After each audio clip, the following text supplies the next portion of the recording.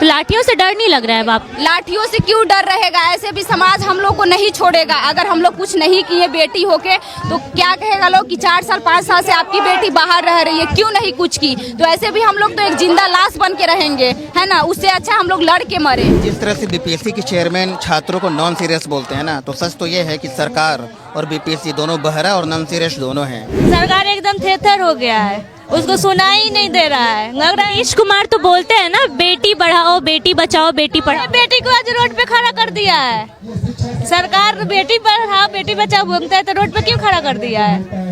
क्यों किया है? सरकार से पूछना चाहते हैं हम।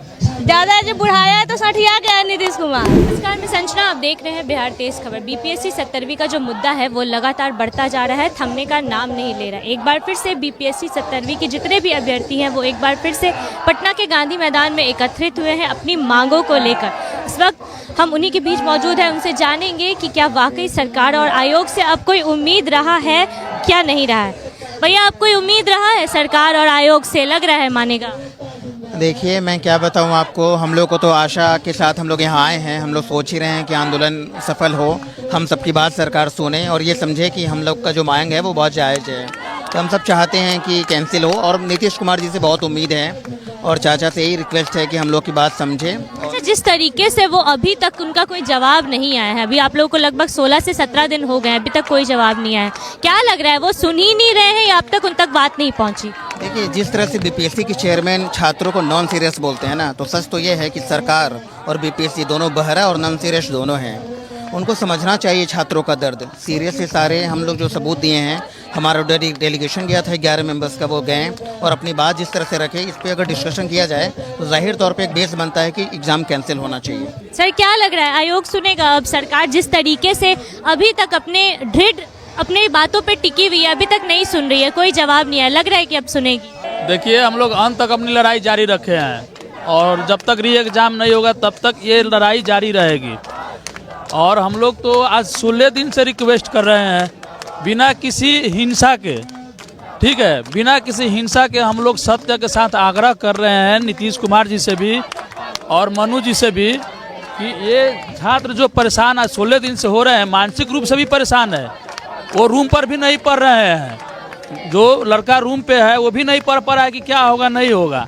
तो हम लोग तो रिक्वेस्ट कर रहे हैं कि री एग्ज़ाम ले लिया जाए। और जहाँ तक उम्मीद की बात है तो एग्ज़ाम होने के बाद भी हम लोग अपना उम्मीद नहीं खोएंगे। मामला हाई कोर्ट से लेकर सुप्रीम कोर्ट तक जाएगी और हमें अंततः री एग्ज़ाम की सफलता मिलेगी। क्या लग रहा है भैया, उम्मीद है अब सरकार और आयोग से? उम्मीद बचा है कि नहीं आप लोगों को? हम लोगों का तो उम्मीद तो बचा हुआ है, सब चीज़ लगे हुए इतना दिन से। कल एग्ज़ाम भी है 4 तारीख को, उसका कुछ 15 से 18 हज़ार स्टूडेंट कर ले रहा है एग्ज़ाम, तो उसमें लगा हुआ है सब। यानी कि सचिव भी बोले हैं कि यानी कि नॉर्मलाइज तो लगभग हो ही गया, विद्यार्थी के लिए तो हो ही गया सब चीज़।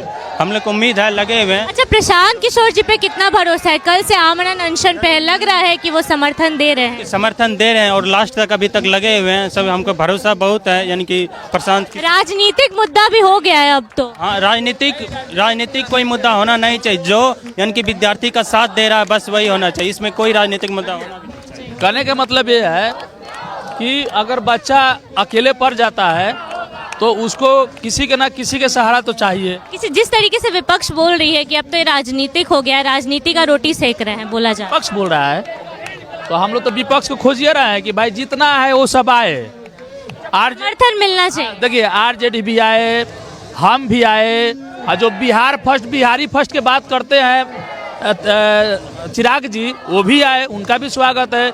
जीतराम मांझी का भी स्वागत है, भाजपा का भी स्वागत है और जेडीयू का भी स्वागत है। हम लोग उनको भी इनकार नहीं करें, हम लोग का री एग्जाम हो जाना चाहिए, चाहे जो आगे करा दे। जी, और भी लोग हैं, उनसे भी बातचीत करेंगे। मैम, अब कोई उम्मीद बचा है आयोग से? हम आयोग से तो नहीं, लेकिन नीतीश जी से जरूर उम्मीद बचा है। नीतीश जी से हम रिक्वेस्ट कर रहे हैं अभी भी। आई एम श्योर कि हमारी बात सुनेंगे नीतीश जी अभी भी, तो हम लोग बस वही रिक्वेस्ट कर रहे हैं। सर, आप लोग को लगभग 16 से 17 दिन हो गया, क्या लग रहा है अभी सरकार सोई हुई है? अभी तक उन्हें कुछ सुनाई नहीं दे रहा, उन तक आपकी आवाज़ नहीं पहुँची है? वही बात है मैम, हम लोग भी मैम का ही मतलब नीतीश जी का ही वेट कर रहे हैं कि कब उनका रिस्पांस उधर से आएगा। इतने दिन हो चुके हैं, अभी भी पीके सर जो आमरण अनशन पे बैठे हुए, ना आयोग की तरफ से कोई आया है हमसे मिलने के लिए, ना नीतीश जी की तरफ से कोई आया है हमसे मिलने के लिए। तो बस मैम वही, हम होपफुल हैं, हम उन्हीं का वेट कर रहे हैं, नीतीश जी की तरफ से कोई पॉजिटिव रिस्पांस आए, होपफुल है। Thank you. जी, क्या क्या लग रहा है मैम, उम्मीद बचा है आयोग और सरकार से? बिल्कुल बचा हुआ है मैम। हम लोग का बस यही है कि री एग्जाम सबका हो। जो आयोग बोलता है कि एक सेंटर पे कैंसिल कर दिए, तो वो फिर खुद कैसे 22 सेंटर बनाए हैं।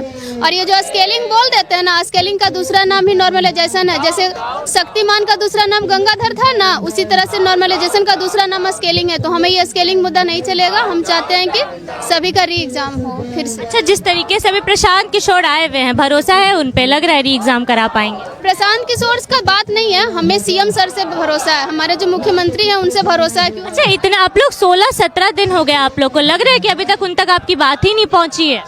अब पता नहीं मैटर क्या है, लेकिन हमारी कोशिश यही रहेगी कि एंड तक हम लोग पीछे नहीं हटेंगे, अपनी बात पहुंचा कर रहेंगे सीएम तक। जी, क्या लग रहा है, अब उम्मीद बची है आयोग से और सरकार से?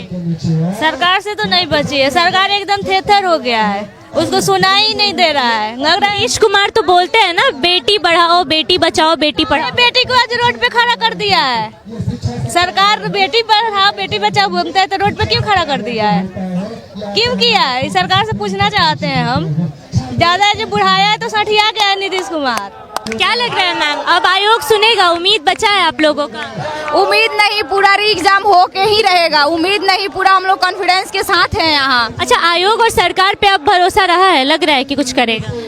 आयोग तो पूरा वो हो गया है। उम्मीद बचा है सरकार से, नीतीश कुमार से। वो हम लोग की बात जरूर सुनेंगे और हम लोग पूरा उम्मीद से उन्हीं, क्योंकि वो बातें करते हैं बेटी पढ़ाओ बेटी बचाओ का, आज बेटियां सड़कों पर उतरी है, एक बार देखने तक नहीं आए। हाँ, उनको देखना ही पड़ेगा। उन्होंने 7 निश्चय योजना में बोला है कि युवा देश की प्रगति, फिर युवा सड़क पे क्यों है? उनको एक बार देखना चाहिए था ना। 7 निश्चय योजना में उन्होंने सेकंड पॉइंट पे लिखा है कि युवा देश की प्रगति, फिर युवा प्रगति कर रहा है, तो वो क्यों नहीं देख रहे हैं? कदाचार मुक्त क्यों एग्जाम नहीं करा पा रहे हैं वो?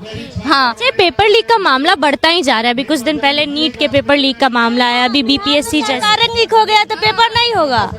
होगा। और उसी को दूर करने के लिए हम लोग केवल बीपीएससी के लिए नहीं लड़ रहे हैं, हम लोग तमाम वो एग्जाम के लिए लड़ रहे हैं जिसके लिए बच्चे प्रिपेयर कर रहे हैं। और वो नौकरी के लिए 10/10 के रूम में 4 साल 5 साल से गुजार रहे हैं। हम लोग केवल अपने लिए नहीं लड़ रहे हैं कि हम लोग को नौकरी चाहिए, ऑफ कोर्स चाहिए। जितना हम लोग अपने आप को सेक्रीफाइस किए हैं, जितना अपने 200 किलोमीटर दूर आज घर से हम लोग यहाँ पे रह रहे हैं, उसी के लिए आए हैं। हम लोग भ्रष्टाचार के द्वारा नौकरी नहीं लेना चाहते हैं, हम लोग पैसा के द्वारा नौकरी नहीं लेना। अच्छा, आप लोग को लाठियों से डर नहीं लग रहा है? जिस तरीके की लाठियां चली है 3 बार से, महिलाओं को भी नहीं छोड़ा गया है, तो लाठियों से डर नहीं लग रहा है बाप? लाठियों से क्यों डर रहेगा? ऐसे भी समाज हम लोग को नहीं छोड़ेगा। अगर हम लोग कुछ नहीं किए बेटी होके, तो क्या कहेगा लोग कि 4 साल 5 साल से आपकी बेटी बाहर रह रही है, क्यों नहीं कुछ की? तो ऐसे भी हम लोग तो एक जिंदा लाश बन के रहेंगे, है ना। उससे अच्छा हम लोग लड़ के मरे।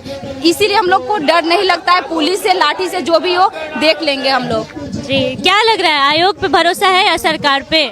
आयोग पे तो कोई भरोसा नहीं है। आयोग पे नहीं है, सरकार पे भरोसा है? सरकार, लेकिन नीतीश कुमार बोलते हैं बेटी बढ़ाओ बेटी बचाओ बेटी पढ़ाओ की बातें करते हैं, आज बेटियां सड़कों पर है, एक बार भी सरकार देखने नहीं है। हाँ, उनका भी कुछ मजबूरी रहा होगा, हमको नहीं पता है उसके बारे में। लेकिन हाँ, वो हमको अभी भी उम्मीद है कि उन तक अगर हम लोग खबर पहुंच जाएगा आपके द्वारा, हम लोग के द्वारा, सबका प्रयास के द्वारा, तो जरूर आज भी करेंगे। वो पहले भी किए हैं, हमको ऐसा नहीं लगता है कि वो नहीं किए। पहले भी हम लोग के लिए बहुत ज़्यादा, जितना राज्य में बेटी के लिए नहीं किया गया, हम गर्व से कह सकते हैं कि हाँ, हम लोग के जो मुख्यमंत्री है वो हम बेटियों के लिए बहुत सी किए और आज भी करेंगे। अच्छा, प्रशांत किशोर से कितना उम्मीद है? कल से वो आमरण अनशन पे लोगों के साथ बैठे हैं, आप लोगों के साथ, लग रहा है कि उनकी सरकार सुनेगी?